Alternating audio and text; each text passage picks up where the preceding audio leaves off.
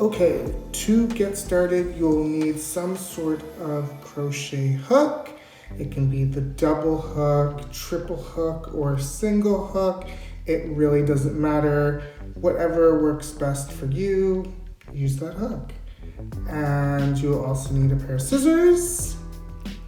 And this part is optional, but I do like to use the volume powder by Got2b.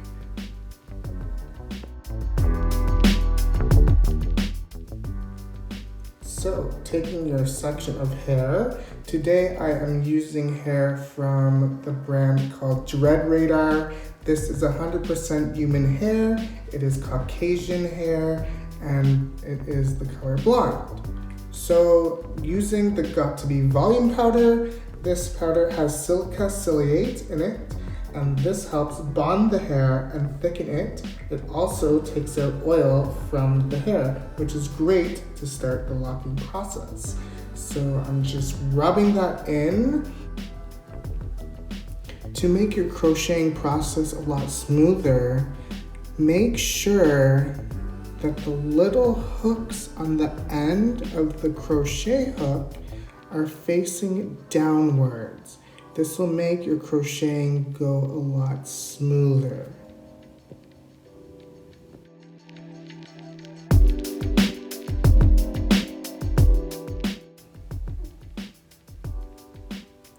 So the crochet movement is pretty basic. It's just going in and out.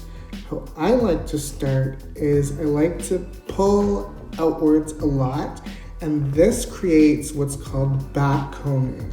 So this starts the process of matting the hair, getting it tangled, and just making basically a mess, okay? I'm going to keep back combing and roughly crocheting the hair until I'm fully satisfied. In this process right now, I'm not even worrying so much about creating the lock. I'm mostly just focusing on getting this hair matted so that I can start molding it and training it to become a lock. For this lock, I am going to leave the end loose. So here I'm just gonna give it a nice little twirl just to get that part started.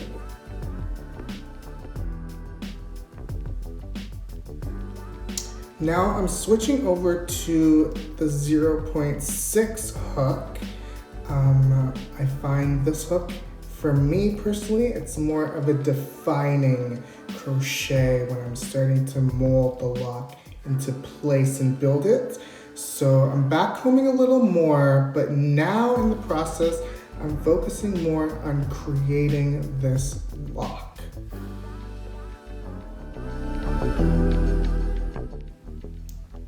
So as you can see, we have something slowly forming here. I am leaving also the top of the extension loose because this is where we are going to create a seamless attachment.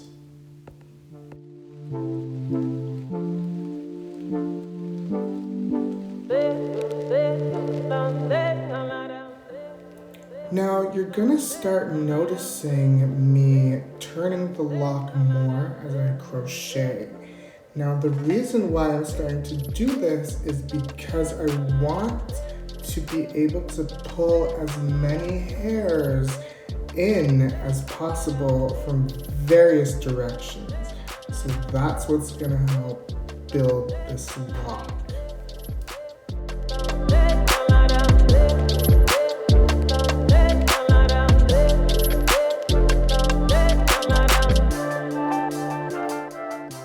You want to squeeze the lock between your fingers.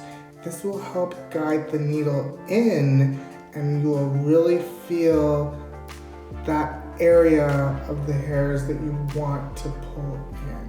So this is how I'm able to tell which part of the lock needs to be crocheted more or which part of the lock is good and ready.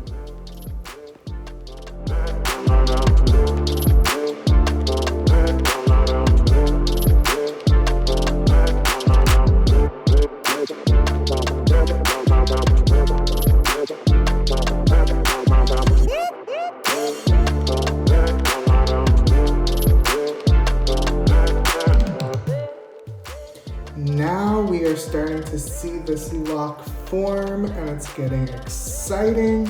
We're almost there. This lock is looking great. Now it's just repetition. Now I'm going in, I'm being more detailed. I'm trying to get all the hairs nice and tight and really make sure this lock is in good form.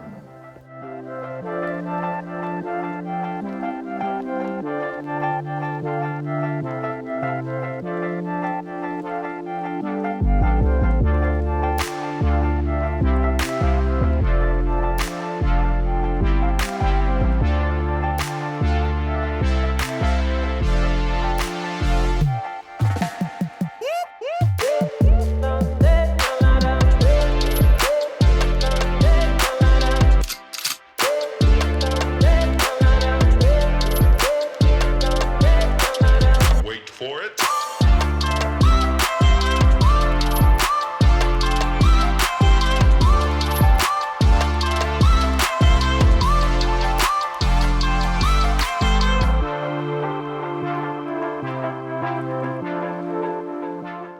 And remember, you can never go wrong with a good palm roll, so get in there and roll it out!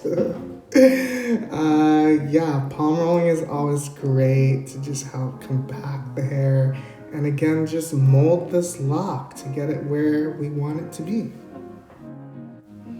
When you're starting out using the crochet hook for the first time, really go slow, take your time. Use silicone thimbles if you would like. Those will help you protect your fingers. I use them from time to time, but let me tell you, when you do stab your finger, it does really hurt. It's not fun at all, but hey, it's gonna happen. You're gonna experience it at some point, so be ready.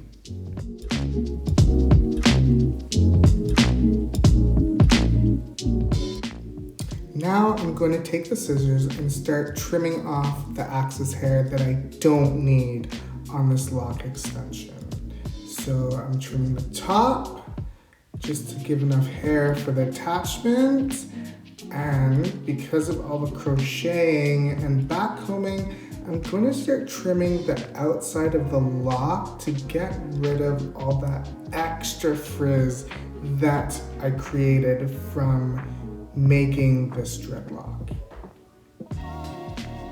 Now the end goal here is to make this lock extension look as natural as possible.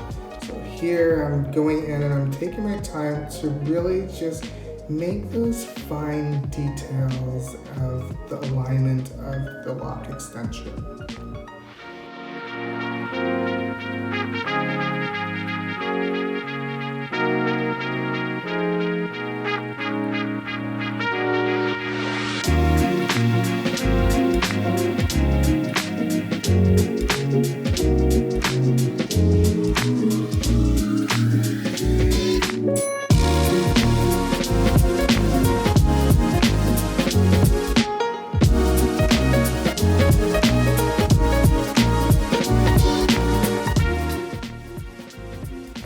Finally, going in to do some last touch-ups on this lock extension before it is complete.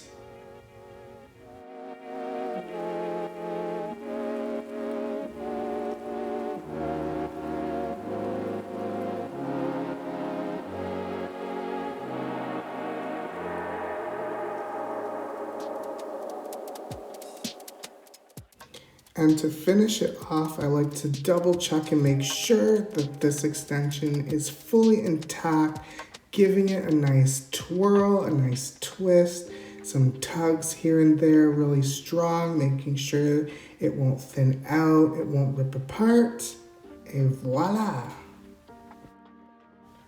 Well, damn, friend, look at that extension. Congratulations, you did it. It is ready for an installation. Good job. And I guess that's it for me, so I will see you in the next video. Bye.